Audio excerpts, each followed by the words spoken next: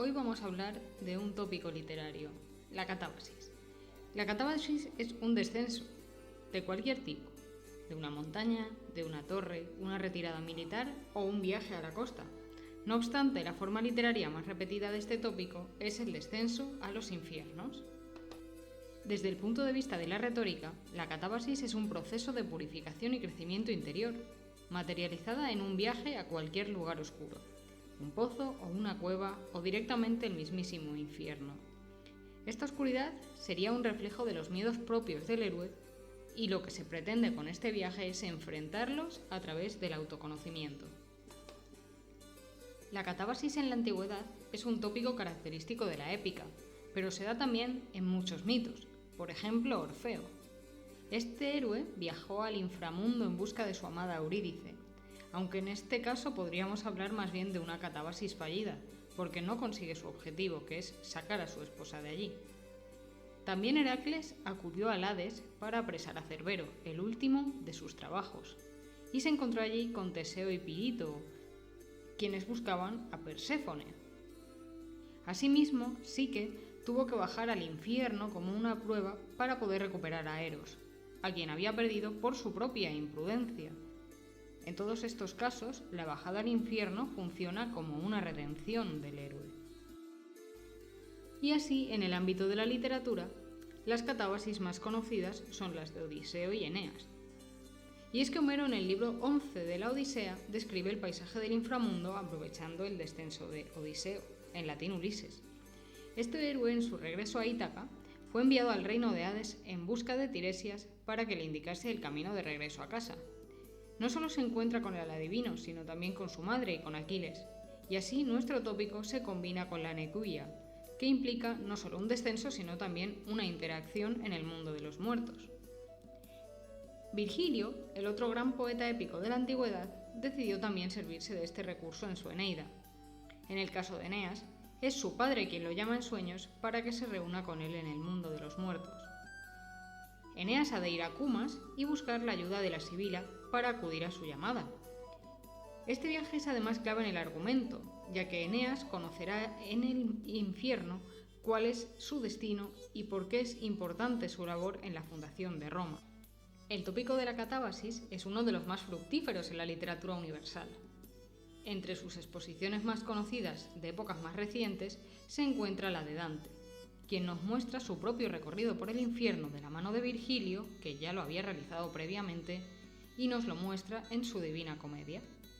También Don Quijote tuvo su particular catábasis en la cueva de Montesinos, y es que Cervantes nos cuenta que Sancho lo descolgó con una cuerda en una especie de pozo y al subirlo percibió que estaba dormido, y que todos los sucesos que habían tenido lugar aparentemente en el infierno habían sido simplemente un sueño. Si nos vamos hacia la antigüedad más tardía, pues entre sus manifestaciones más antiguas está la historia de Gilgamesh, héroe épico que se sumerge en un lago para salvar a su gran amigo Enkidu. En esta ocasión no tenemos un infierno, pero sí un lago. Entre las manifestaciones más recientes, por ejemplo, tenemos Digimon de 1999, que nos muestra a su protagonista Tai durmiendo en una balsa para realizar este mismo proceso. En God of War, el videojuego de 2018, el jugador también se ve obligado a realizar este viaje a los infiernos para recuperar sus cadenas y continuar con el proceso de la historia. Y en Frozen 2, la película de 2019, vemos a Anna encerrada en una cueva. Pero hoy vamos a hablar de cómo introdujo en sus obras uno de los más grandes genios del siglo XX, John Ronald Reuel Tolkien. Tolkien es conocido por haber escrito una de las obras fundacionales de la fantasía moderna, El Señor de los Anillos, así como su precuela, El Hobbit, y todas las obras del corpus de la Tierra Media, conocidas como Legendarium. Y es que Tolkien conocía perfectamente las lenguas clásicas y gracias a ello y a sus conocimientos sobre literatura anglosajona medieval y tradición clásica, son muchos los ecos del mundo antiguo que encontramos en sus obras. El propio Tolkien explicó que El Señor de los Anillos es una obra profundamente cristiana. Por ejemplo, la escena del Monte del Destino, a la que nos referiremos después, sería una explicación de algunos versos del Padre Nuestro. No obstante, su amor por la mitología le llevó a incluir muchos detalles de los textos clásicos, sobre todo de los textos épicos, como es el caso del viaje a Mordor de Sam y Frodo. El viaje que Sam y Frodo emprenden para arrojar el anillo de poder al Monte del Destino es un viaje heroico. Y sobre estos viajes y sobre el anillo os recomendamos los vídeos de Paula Martín que están en la descripción. Bueno, es un recorrido de aprendizaje sobre sí mismos, sobre su propia fuerza, un viaje interior, expresado por los antiguos como un Nozis Auton o Noscete Ipsum. Y es un viaje de conocimiento sobre la geografía y las costumbres de la Tierra Media también. La finalidad es conocerse a sí mismos y también conocer el mundo que los rodea. Y así, dos hobbits más o menos corrientes salen de la comarca, su hogar, atraviesan muchos peligros y descubren al final que lo más extraordinario reside también en lo ordinario, en sí mismos. Esto es, dos héroes en potencia se someten a pruebas para descubrir su heroicidad. Lo mismo que Hércules, entre otros muchos héroes. Esto, por ejemplo, nos lo contaba hace poco Clara Caso. También tenéis su vídeo en la descripción. El caso de Frodo y Sam es extrapolable a Merry, Pippin, Aragorn, Legolas, Gimli o Boromir, pero en ellos no se da esta catábasis, tal como nosotros la vamos a plantear aquí. Sí se produce en Gandalf al enfrentarse en Moria al Balrog, de una forma mucho más cercana al uso habitual del tópico en la literatura clásica. Pues ya conocemos la virtud y el poder de Gandalf, ya sabemos que es un héroe. Lo único que hace su catábasis, igual que en la Eneida e igual que en la Odisea, es amplificar sus características heroicas. Y por eso hoy vamos a centrarnos exclusivamente en nuestros dos hobbits. No vamos a detenernos en el argumento, pero el camino a Mordor que emprenden Frodo y Sam cuando se separan del resto de la Compañía del Anillo tiene por finalidad destruir el Anillo de Poder para acabar con Sauron, el malvado antihéroe que quiere hacerse con el control de la Tierra Media. El de nuestros protagonistas es un objetivo heroico y altruista, típico de la épica también, concretamente del sacrificio del héroe por un bien común, como hace Eneas al partir de Troya, o, por ejemplo, como hace Tony Stark en las películas de Marvel, concretamente al final de Endgame. A diferencia de otras catábasis, el proceso de Frodo no es solitario. Viaja físicamente acompañado por Sam. Es verdad que Eneas llevaba consigo a su madre Afrodita, pero nunca de forma física y constante. Y hay que tener en cuenta que perdió a su esposa y a su padre por el camino antes de llegar a Roma. No obstante, volviendo a nuestra historia, solo Frodo puede poner fin a la misión que se le ha encomendado, destruir el anillo. Igual que solo Eneas podía fundar Roma, igual que solo Harry podía destruir a Voldemort a pesar de haber estado siempre acompañado por Ron y Hermione. Sam supone un alivio para el héroe, para la narración y para el desarrollo del conflicto interior de Frodo. Excelentemente descrita tanto en el libro como en las películas. Un conflicto que termina, por cierto, en el crecimiento y en el desarrollo completo, tanto de Frodo como de Sam. Por otra parte, al igual que Homero, Tolkien aprovecha el viaje de Frodo para incluir una excelente descripción de Mordor y de sus paisajes.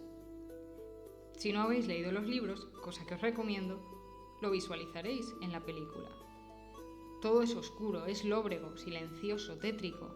A medida que nuestros héroes se aproximan al Monte del Destino después de haber atravesado la Ciénaga de los Muertos y la no tan agradable mansión de Ella la Araña, la descripción se asemeja a la del infierno. Humo, calor, vapores constantes, maldad, desconfianza, dolor.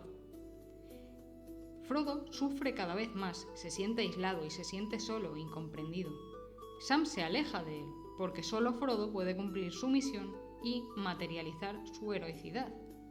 Igual que Eneas, Frodo duda, se siente abandonado y se cuestiona su elección y su papel, pero ambos saben que debe llevarla a cabo.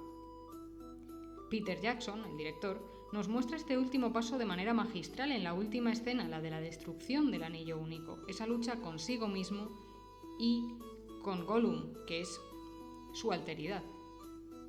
Una vez el anillo y Gollum, que es en cierta medida la personificación de cómo influye el mal en la degradación de los hombres, y que también es un reflejo de cómo puede acabar Frodo si no muestra su heroicidad, una vez que estos dos elementos se destruyen, Frodo recupera a Sam y recupera al resto de la compañía gracias al viaje de las águilas. Estamos ya en el último momento del viaje del héroe, el regreso. El regreso es heroico, la misión se ha cumplido, Frodo ha completado su proceso de aprendizaje y de autoconocimiento.